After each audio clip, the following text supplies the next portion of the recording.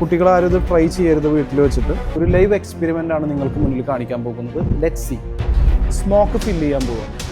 ഇതിൽ നമ്മൾ good air install ചെയ്തിട്ടുണ്ട്. അപ്പോൾ നിങ്ങൾക്ക് ഇതിൽ കാണുന്നുണ്ടാവില്ല, അത്രയ്ക്കധികം സ്മോക്ക് ഫില്ല് ചെയ്തൊക്കെയാണ്.